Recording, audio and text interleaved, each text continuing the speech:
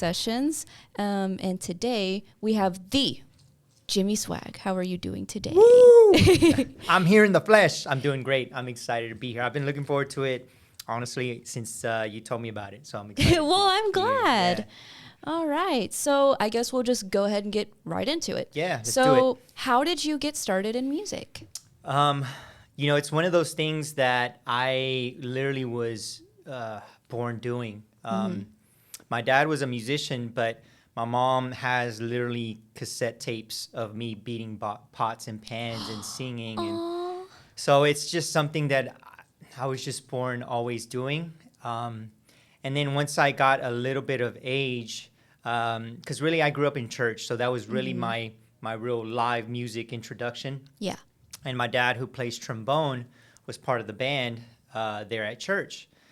But, sometimes I think some parents can kind of maybe be overpowering when it comes to, putting their own talent into their kid or something like that. But, my dad wasn't that way. He really allowed me to just develop that on my own. Because at the age of 7 is when I learned drums, how to play drums on my own. On buckets, out of all things. Really? So I had a really good friend at that age.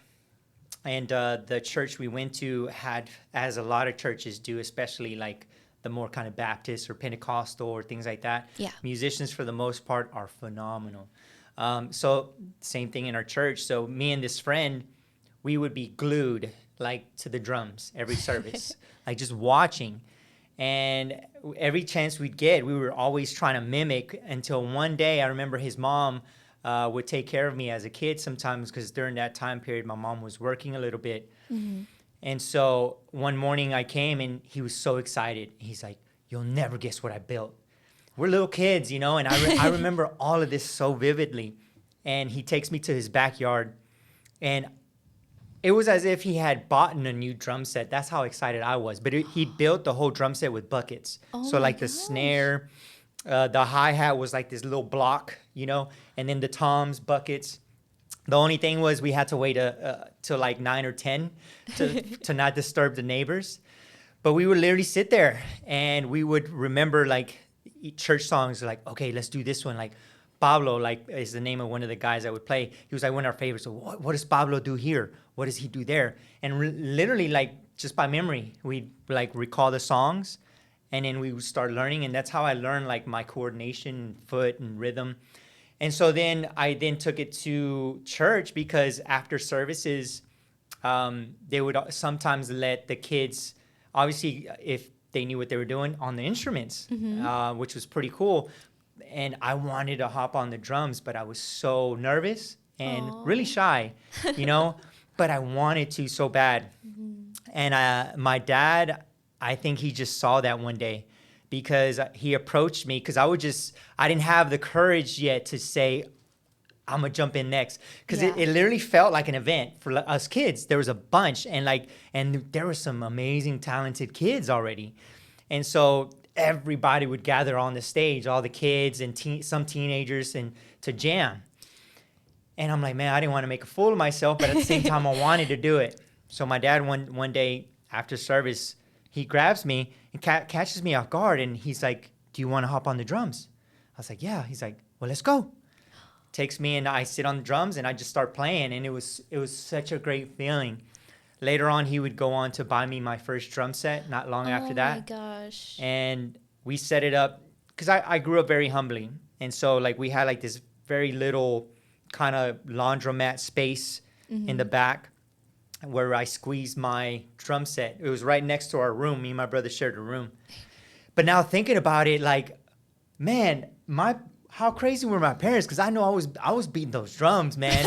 And they're not, they're loud, But again, man, just my parents allowed me that space. But that's really how I got my introduction to instrumentation in music, is just through drums at the age of 7. And I just completely loved it. And then once I came across rock and roll, and I came up during the time of music videos being on MTV and that sort of thing. And so, seeing all Guns N' Roses, Metallica, even Michael Jackson. But that whole, it something I resonated with me, like that rocker thing, you Yeah. know? And everything from like the look to the freedom to the talent. I was like, wow. So 2 years later, at the age of 9, after witnessing Guns N' Roses music video to November Rain. Now, granted, I wasn't supposed to, because I also grew up in a very strict Christian home, so I wasn't supposed to be watching this kind of stuff, right? But I was, for the most part, a good kid, but when it came to music, there was nothing that was going to stop me from listening, and my curiosity and my love. I wanted to not just rock, but all sorts of music. So at 9 years old, they dropped a music video, Guns N' Roses, and at this point they were huge, the biggest rock band in the world. Yeah. And I remember seeing the music video where Slash, his solo is like in this huge desert with a church, a little church in the background. It's like a aerial helicopter view. It looked epic and badass, and I'm like, I got to do that. I got to do that. And I went to my dad right away. I was like, I want to learn guitar. And he's like, what happened to the drums? I'm like, no. I got the drums. But I want to learn guitar. So again, man, like my father, despite him loving music too, to this day, you bring up music, and he gets so passionate about it. You know, his dream was to become a big professional musician. You know, it never worked out for him. But like I said, anytime we bring up music, and he learned the theory of it too as a kid in Mexico, you know. Really? So, but it was nothing that he never forced on my life. He really let me develop, and once he started seeing that I was taking things seriously, he was there to teach me what it meant to be a musician. He was there to teach me about discipline, but he would allow me to make those decisions to go forward first, as opposed to forcing me to, well, now you got to play this, or now you got to sing that, or, you know. But once I took those steps, then he came in as a good teacher and as a good father. And that's why, like, I consider, and that's how I carry myself. I consider to be a musician an honor. I hold that in in a respect. Like, you should feel honored to be a musician. That's how I approach it, you know. Wow. So. That's awesome. That's such a beautiful story. So I can tell that your dad is one of your biggest influences. But do you have any other influences? Like musically or just in general? Both. My mother, she passed away 4 years ago. Oh, I'm so sorry. I feel like my dad and her very complimented each other in themselves, and then how they raised my brother and I. And my dad was more of the disciplined steps, kind of more what we would call, quote unquote, the real action steps of life, where my mom really helped cultivate my imagination, my belief in myself, and also too not limiting myself to my dreams. You know, because my mom, I would tell her everything I wanted to do in my life from a little kid. And never once did my mom ever call me stupid, ever once say that's dumb, or that where's the money in that. But she would really take the time to understand me and cultivate that in me, teach me how to harness that imagination, that love for what I wanted to do. So I would say she was a big influence to me my entire life, even like right up to the moment that she passed. It wasn't an easy thing to go through. Oh, yeah. But besides that, man, I've had countless people help me along the way, to be honest. Like when it comes to both my music and my personal life, and being more specific, a lot of females, a lot of women, a lot of girls that's why I have a very high respect for women and how I treat and conduct myself with them also too. That's the way my mom raised me, right? Like showing always respect and love and tenderness and all these things towards, you know, the counterpart. And so along my journey, you know, I've had grandmothers and aunts and friends and all along the way. And especially after my mom passed, I had like almost like this void. Like it felt like a part of me had just disappeared, and I didn't know if I'd ever get that back. And I didn't, for a while there, felt like my whole family died in a way. But like this past year, we talked off in private a little bit about this, but this whole year's been such an amazing year for me, a life-changing year. It wasn't easy coming back from LA here. It was a huge transition. I didn't ever plan on coming back to Waco, to be honest.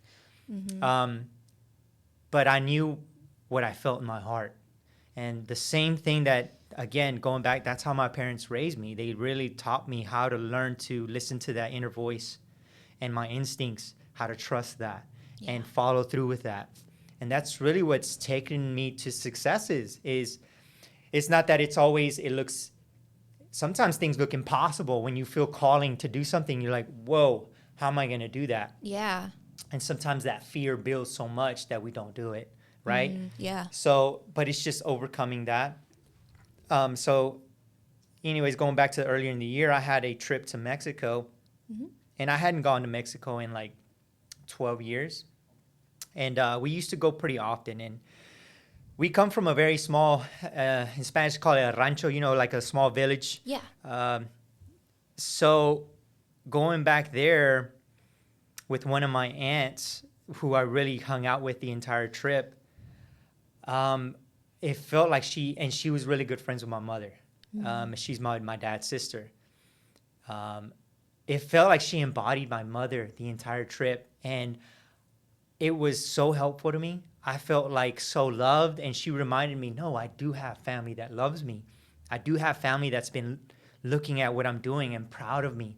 And man, that helped me out so much. It gave me more fuel, after so many years and especially LA, man. I grew up super, super tight with my family, not just my immediate family, but cousins and things like that I grew up here in Waco with. That was always very important to me, and I was always looking after all my cousins. They were my life.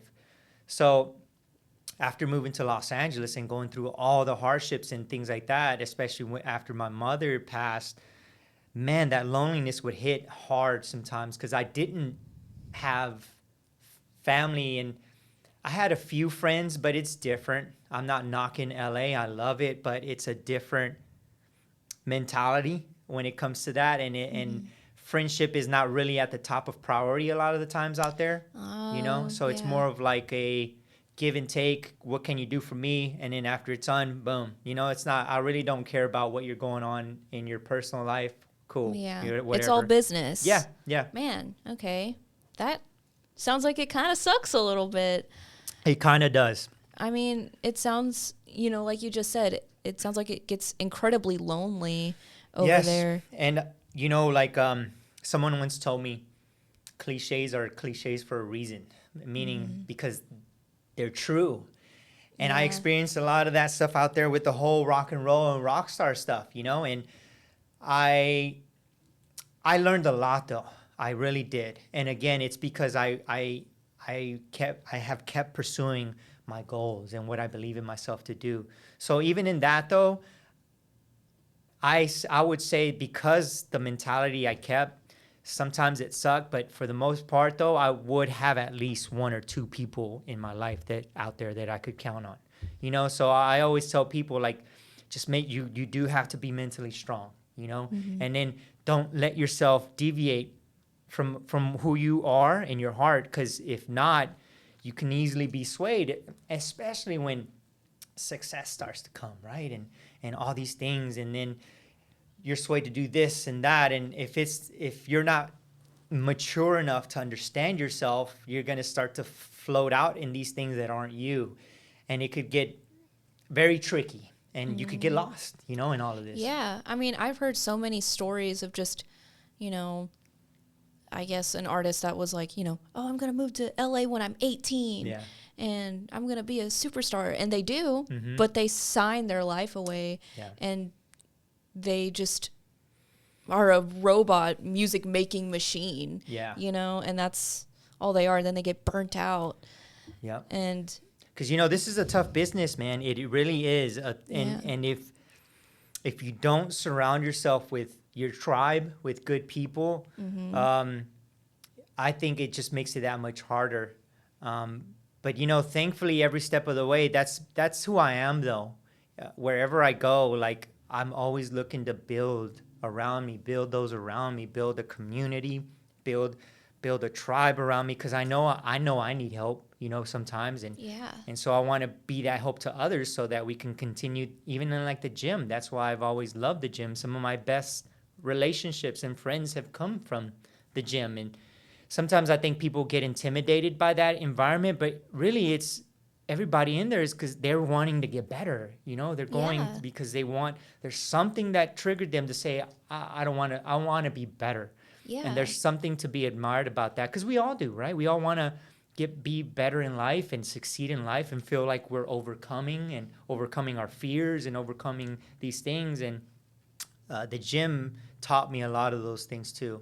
Wow, that's awesome. Yeah, I hear that at least the vast majority of the, people in the gym community, like they're super accepting, Yes. Which for the most part, yes, and so like if that's you, kind of like out there listening, kind of thinking about it on the fence, just take that leap of faith. Just go in, because like you said, even the most maybe intimidated, and I've been on that other side. I've been on both sides of the fence. I've been the one that has been intimidated, and then I've been the one that people are intimidated of me. Yeah. Yet when they get to know me, it's completely not that at all. Yeah. It's more about love. It's like, hey, no, let me help you. This is, you need to do this or maybe that.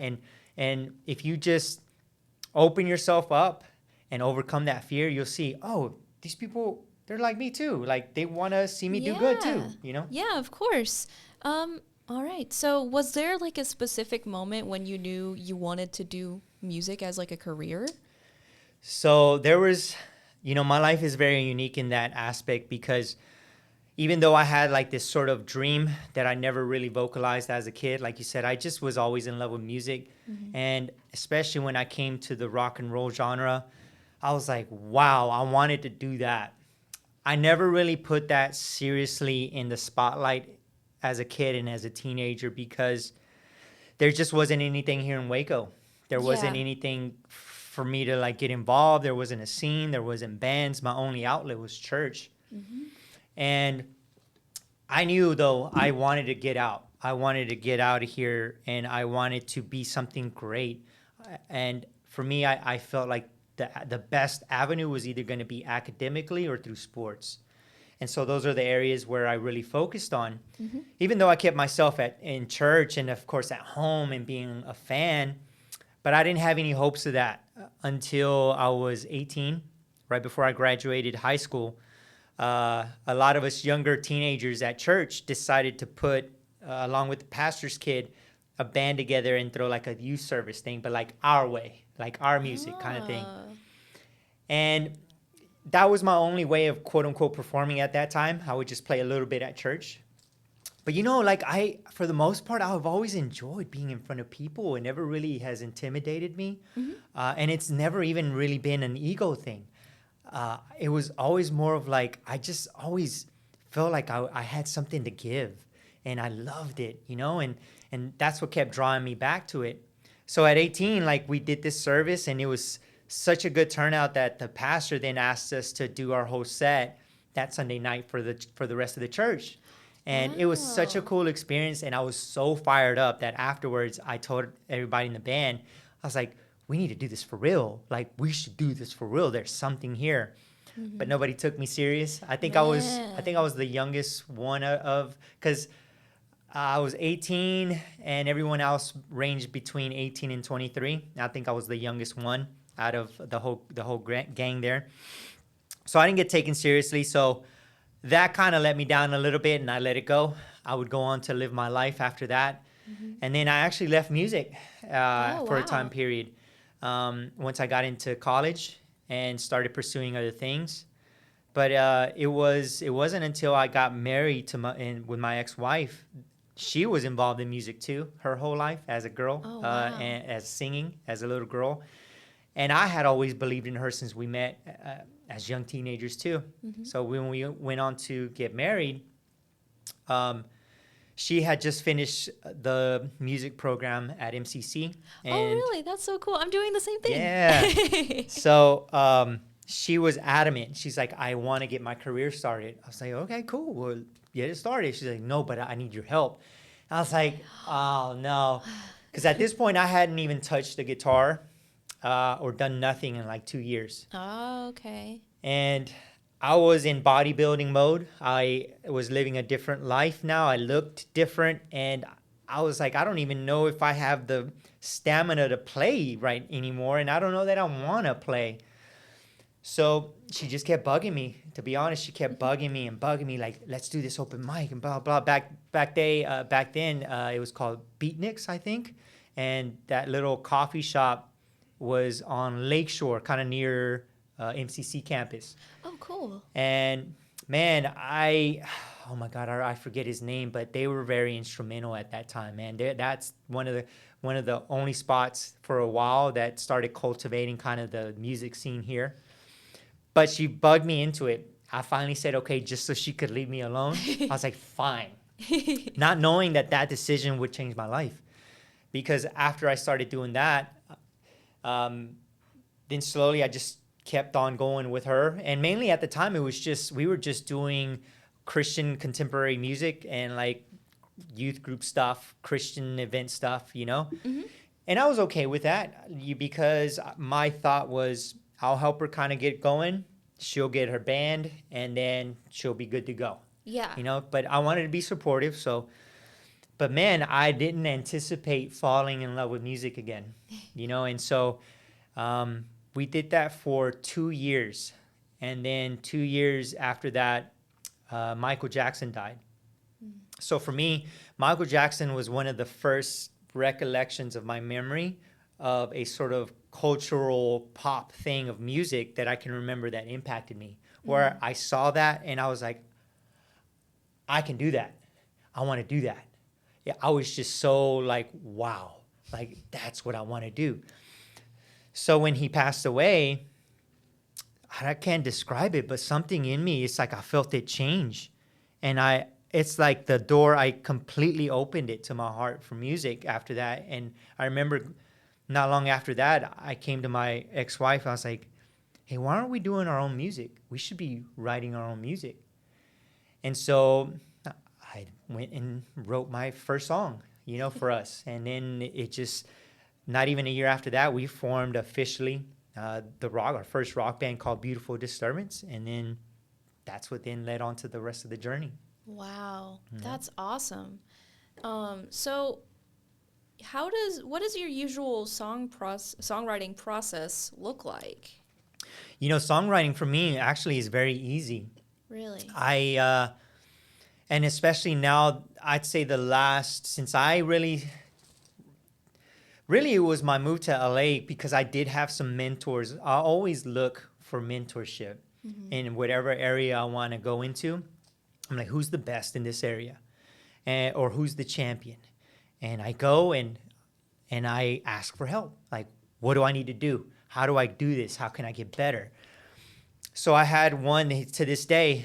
We still communicate. When I'm ready to like drop a song, I'll send him. And his name is Rick Jude. He's worked with a lot of big names, Katy Perry included. Oh, yeah. But I send him my songs and, you know, he'll give me feedback. But the point is, my process is very simple. It's like people are like, oh, do you have to be in a feeling? No, like I literally can, like right now I'll sit down, and if I just take the time to be with my instrument, like it's like music talks to me. That's the way I see it. I never I did at first, right? I would try to force lyrics or like get these lyrics for this music or vice versa. Mm-hmm. And I had some success, but they weren't the best of songs for me. Yeah.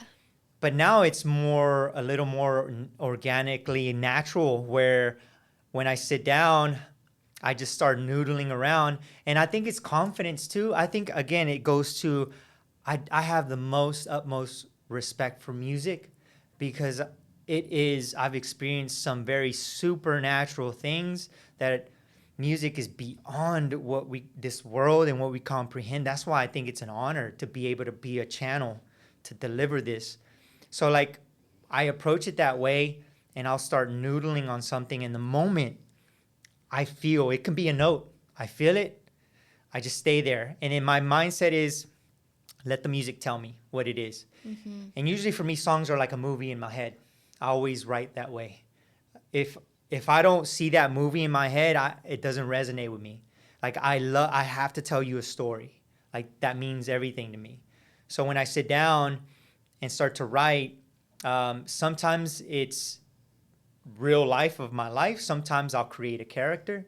But I always make sure to stay genuine to like what I feel the music is really trying to tell me. And since taking that approach, like I said, I like from last October to somewhere around January, February, I wrote somewhere around 40 songs. Oh, wow. Like wrote, demoed out everything, you know? So I never really have issues writing. It's more of like, just opening myself up to that channel.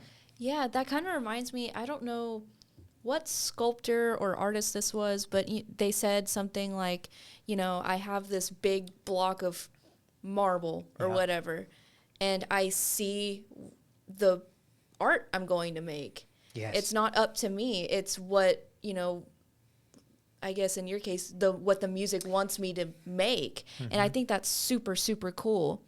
I feel I've always wanted to write music, but I've never really had that happen.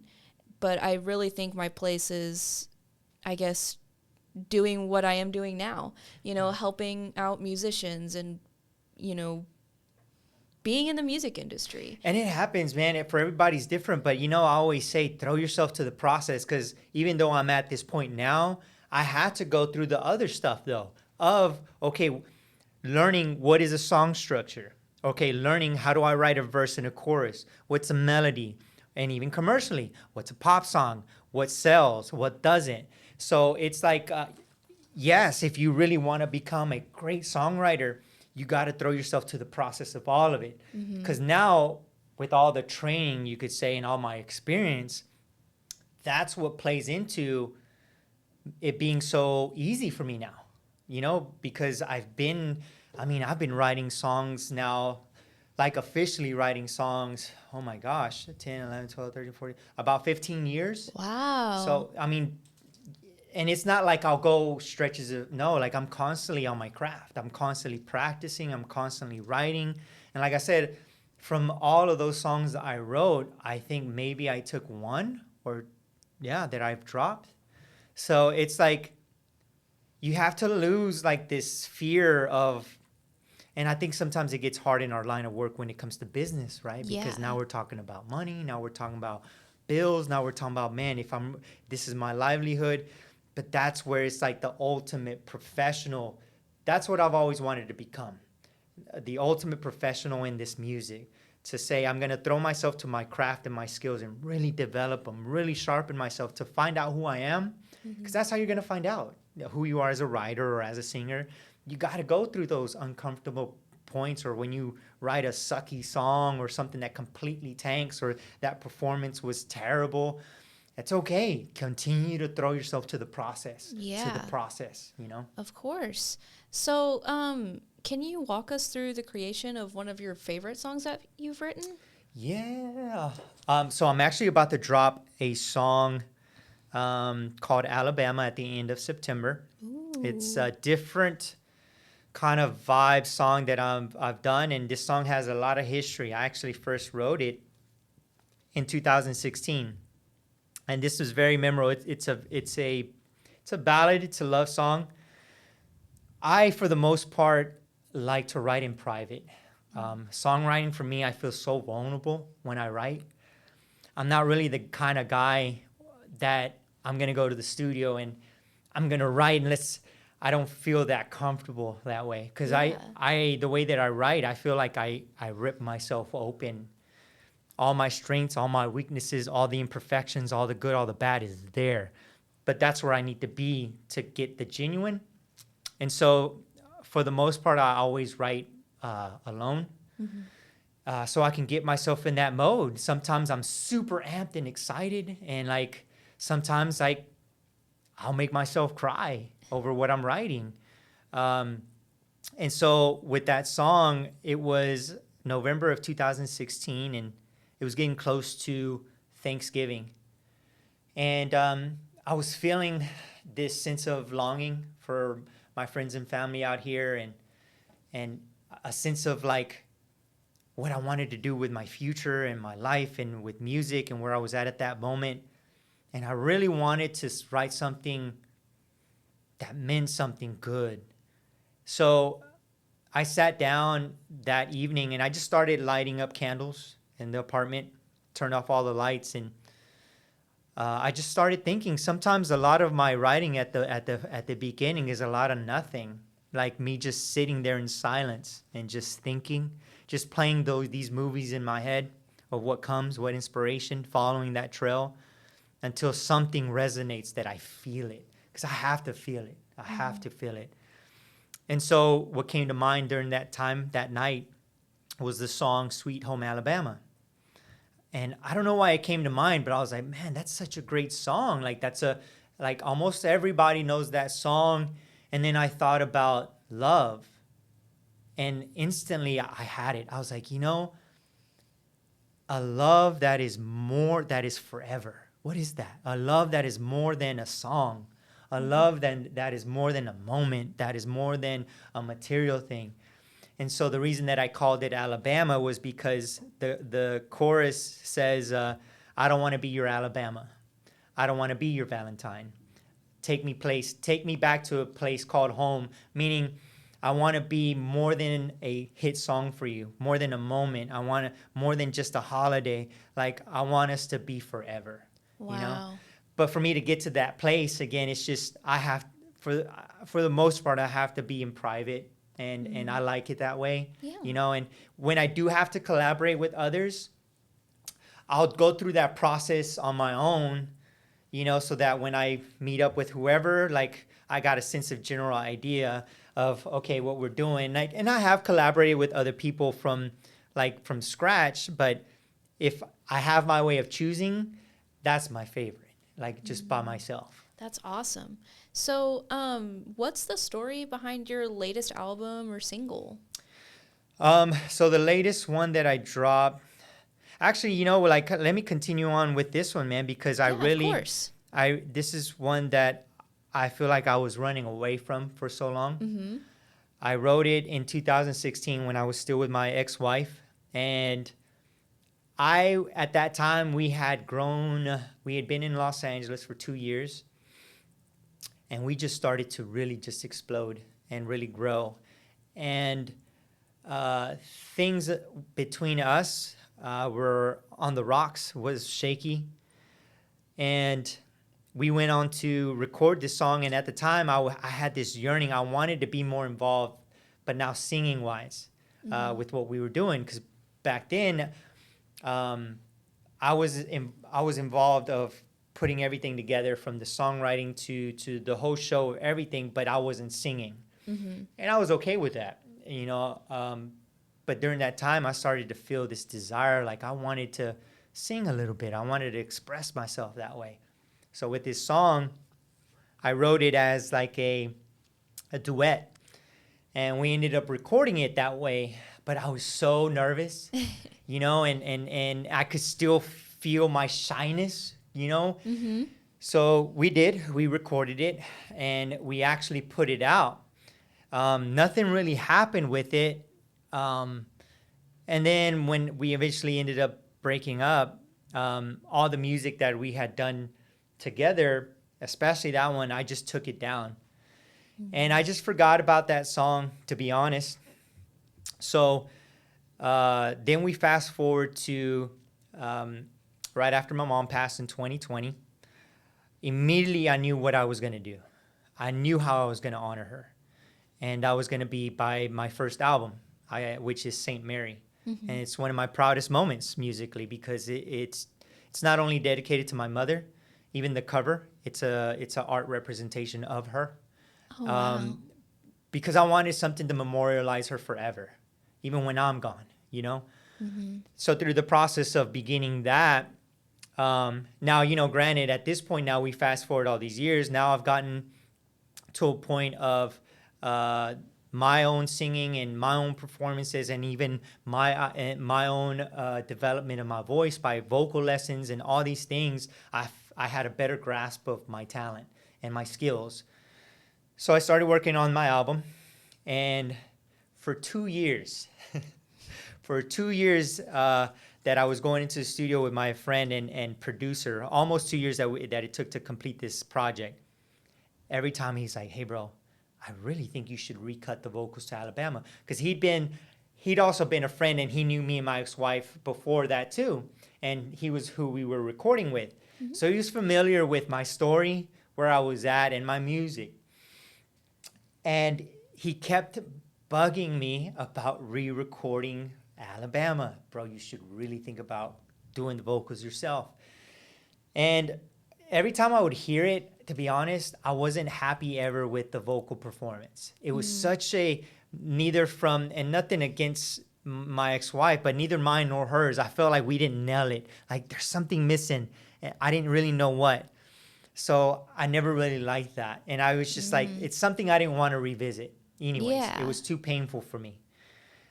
But last year, I made a trip to Cali around March, saw my friend, producer. I wasn't doing anything musically with him at the time, but he brought it up again. And for some reason, I felt different about it. So as soon as I got back home, I'm like, let me go listen to this song again, because I hadn't listened to it in years. Mm-hmm. And I started listening to it, and it immediately hit my heart. And I'm like, this is a special song. So I hit him up that summer, went back to LA. I was like, bro, I'm ready to recut this song. And even that session, I'm always carrying my cameras or some people with me that are recording content for me, things like that. Yeah. And so when I'm there, same thing, but within like 10 minutes, it was just me and him, but within 10 minutes, something told me that this needed to be private. So I turned off all my cameras, and we just worked. I got there somewhere around 10 in the morning that day. We were there till like 8 at night. Oh, wow. And I can't even describe the magic that I felt in that session. Like it was just a beautiful moment that I had with this song. And so that happened. And then after that, I'm like, okay, well, now what? Because this song is really not my sound right now. I don't know what to do with this song, though. I did it, and I even sent it to my mentor, and he told me the exact same thing. He goes, are you sure this is a song for Jimmy Swagg? Is it something that maybe you need to pitch it to another artist or try to get somebody else to record it? And so I thought about that, and I was like, I didn't know. Yeah. And that was last late summer, early fall. Mm-hmm. And I even showed it to my dad one day after I got one of the mixes, because my dad's always very blunt, and even according to my music, and he's a musician, yet he's not too vocal about my music, and I don't take offense to that. It's just who he is. But we went out to dinner one evening, and on the way home, I was like, man, I'm gonna play it for him. And I'd done that before. I'd play him songs while being back, or when I would visit from LA, I'm like, hey, and he would always just kind of give me a little nod, like, oh, okay, So I played him this song on the way home from dinner, and we stop at a stoplight when the song was over. And the first thing he does, he turns to me in the car, and he's like, that's you? I said, yeah. He goes, you wrote that? I was like, yeah. He goes, wow, that's really good. I was like, whoa, my gosh. So that was a cool moment with my dad. But then still, I'm like, I didn't feel right, and I wasn't there yet either with that song. And again, I was like, I don't know what I'm gonna do with this. So now we fast forward to where we are today, and what I've gone through in my personal life, and all these changes that have been happening this year, good changes, positive changes, which has been reflecting on my music. And it literally hit me about a month ago. I was like, this is the direction I need to take. Because there hasn't been one single person that I haven't shown this song that hasn't been touched by it. So I'm like, there's something special with this song and something unique about this sound. And I feel like that I was just running away from what, because man, I think too, because for the longest, I wanted to be known as a rocker. I wanted to be known as a rock star. You know, I feel like there was such an uphill battle of my identity that I was always fighting. Before it was, well, with my ex-wife, like, well, she was the singer. You know, I'm just a guitarist. Or dropping the label of people looking at me as like this bodybuilder fitness guy. Like, I hated it, to be honest. I wanted to be taken serious as a musician. I am a rocker. I love it. But I think I was closing myself up to my full potential. Mm-hmm. And two, because everything I'd known up until I decided to do Jimmy Swagg and my thing, my whole music and identity was with my ex-wife. So I didn't realize it, but I hadn't healed from all of that yet till only recently, you know, that I've been able to let it all go and say, okay, I'm open. I'm ready for success. I'm not defining it.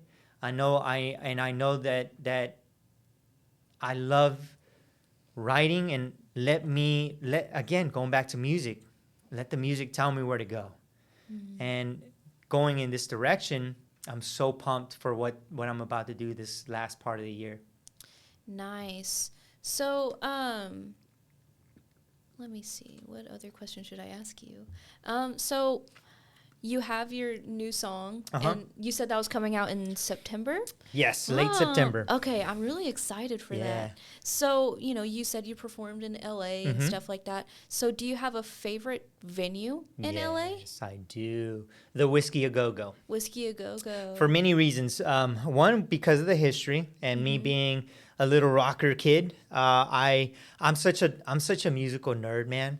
Like, if there's a documentary about music, whatever the genre, I've probably watched it.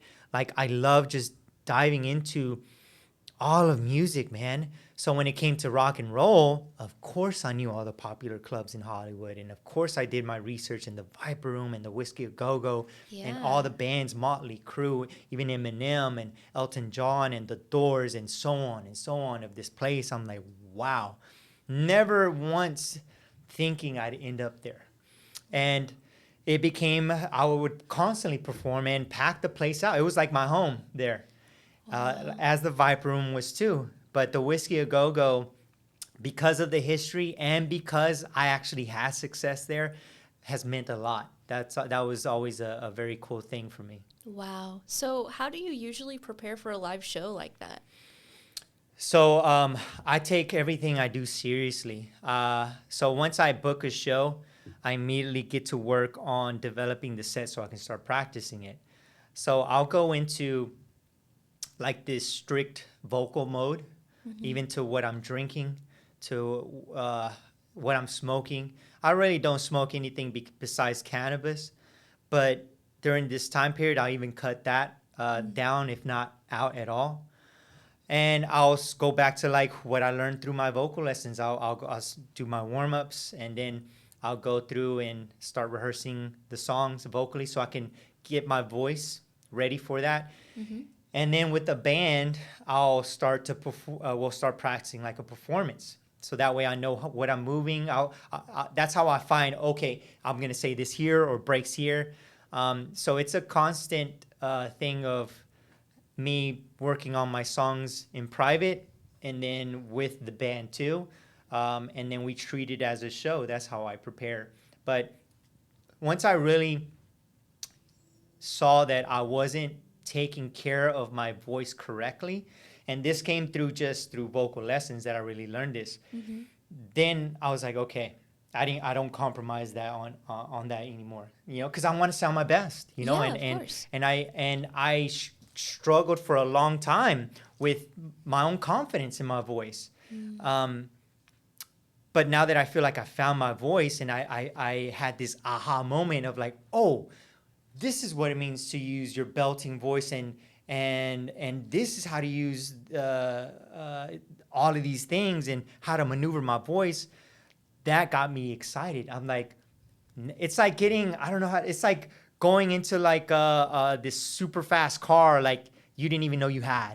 That's how it feels every time I perform my songs. It's like, whoa, that was a ride. Wow. And then all my friends that have been involved musically with me when we perform live say the same thing. It's like a rush, like, whoa, we just got on a fast car. But I was blowing out my voice at first so much. Oh. And that was so frustrating.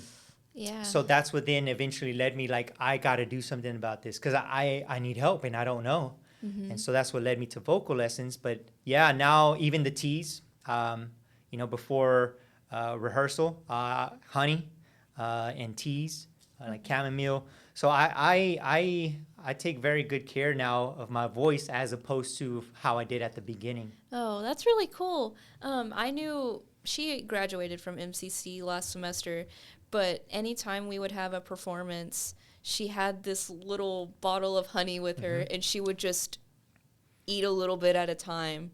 And then she would sound great on stage. Yeah. It was awesome. So what do you typically do when you're not making music? So the gym, I'm involved in that. Before I was involved on the business side of things too, which these days I still want to. I'm just being patient and wanting to get involved with the right gym. But these days I do have some clients here and there privately as alongside my own workouts.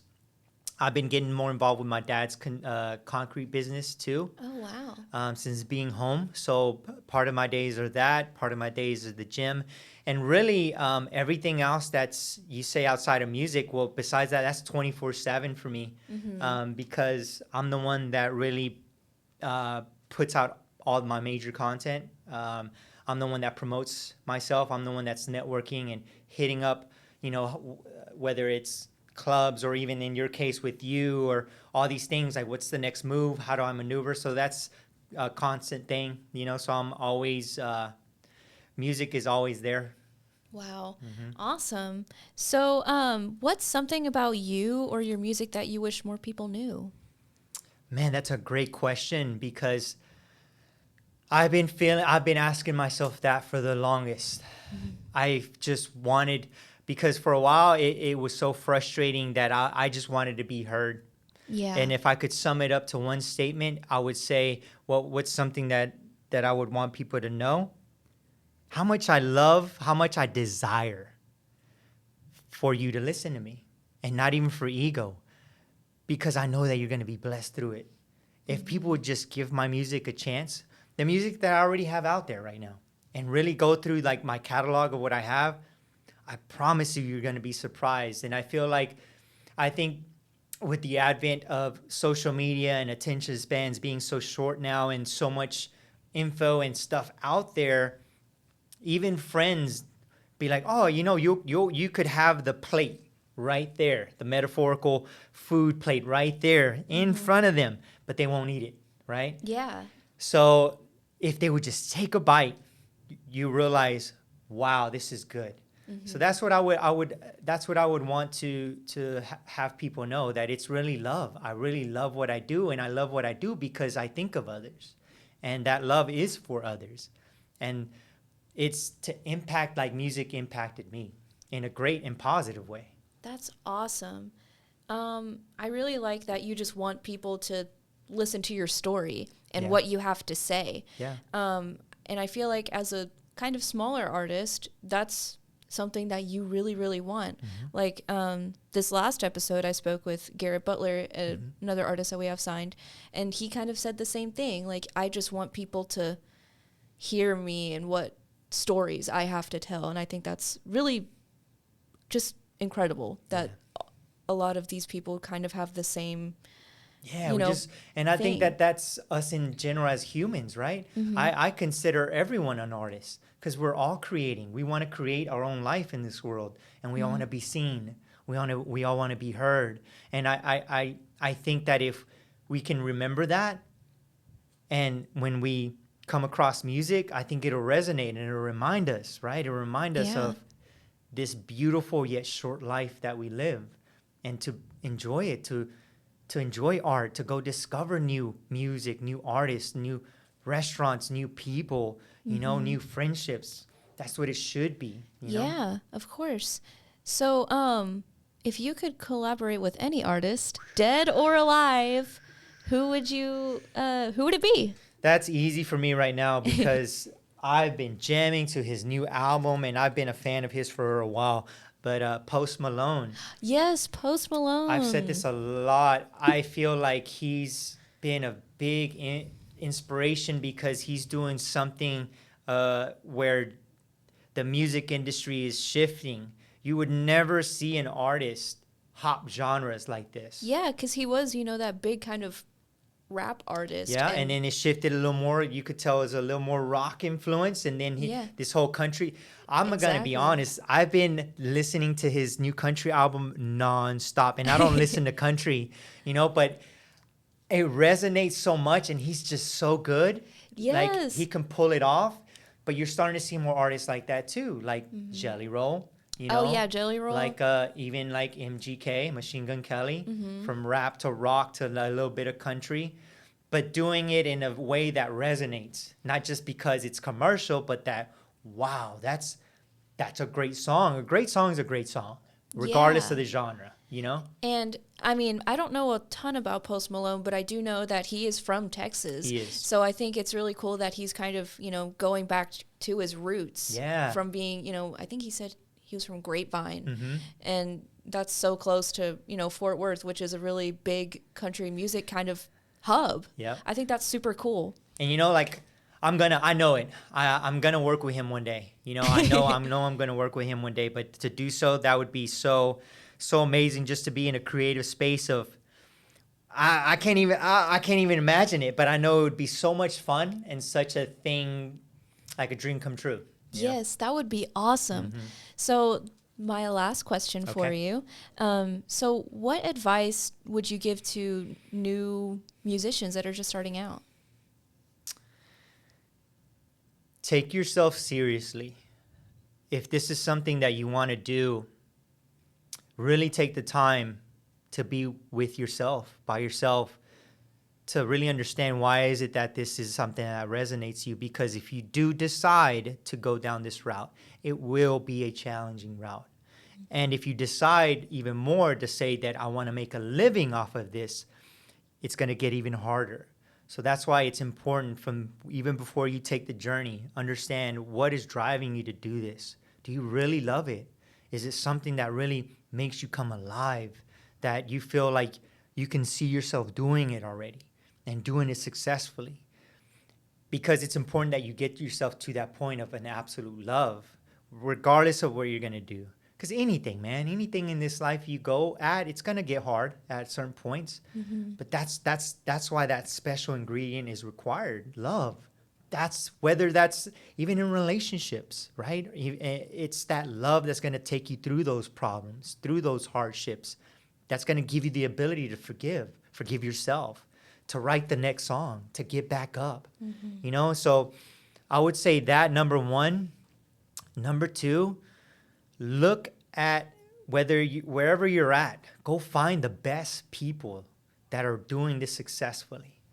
And don't be egotistical, and put the pride away and go learn. Go ask questions. Go engulf yourself. Because that's what I always did. Even when I first moved to LA, I was determined.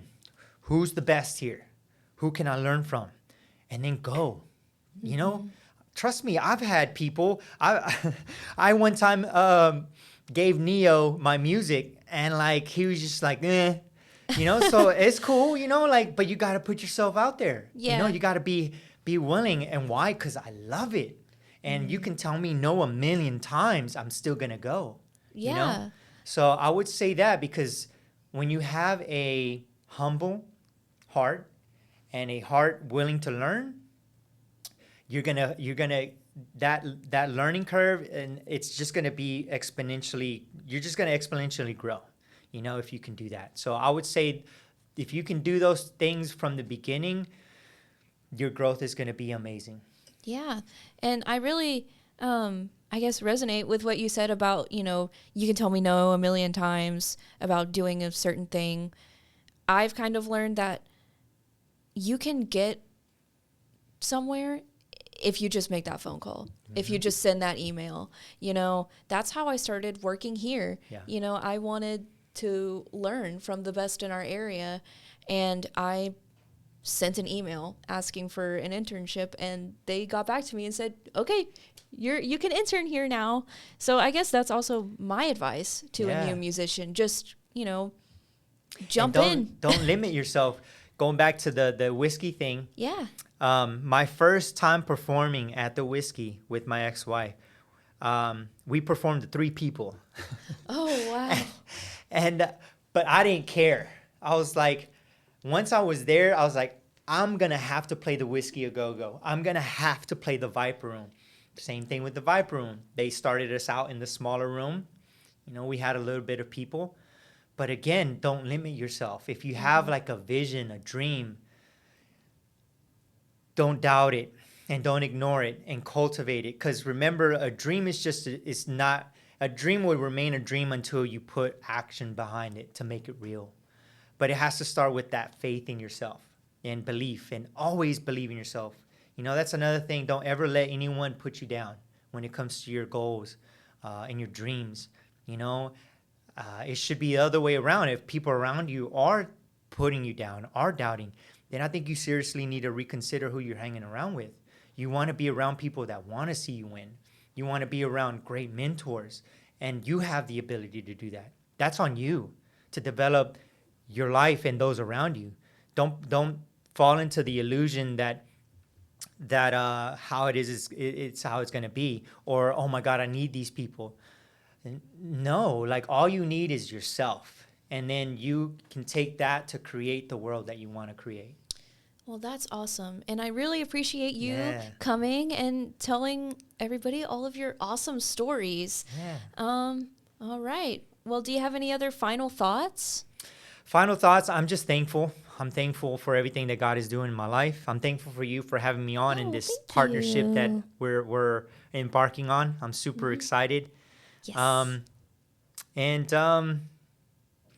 just want to say that I have love for my city of Waco. I have love for my family, and I'm proud of where I'm at. I'm proud of my roots. I'm proud that I've come from humble beginnings. I'm a proud Mexican, and I'm excited to take this torch. My goal has always been that I want to take it to the highest I can from where I come from, because even my own father, even my own mother have accomplished things. They literally crossed. My dad literally crossed over the border and has endured so many things to create a life for me and to give me this opportunity. And I think that we should remember us in America, despite the kind of goofiness and sometimes crazy stuff. If you haven't been and traveled outside, you really don't have that perspective. It still is a blessing to be in this country, to be able to pursue, even if you complain. That's a privilege that you have to complain here about whatever it is you want to complain, or to believe whatever it is you want to believe, or to pursue whatever dream you want to pursue. It's a huge blessing and freedom we have here that still a lot of the world does not have. So if we can, man, I just wish more of us would realize that, and we would realize how much we are all the same and are all going through things and all want just to be, like I said, seen, heard. Yeah, of you know, course. we'd realize like we'd be kinder to each other. Yeah. And that's really beautiful. I really like what you said there. All right. Well, I guess that's all we really have for today. Awesome. I will catch you guys on the next episode. And until then, keep the music playing.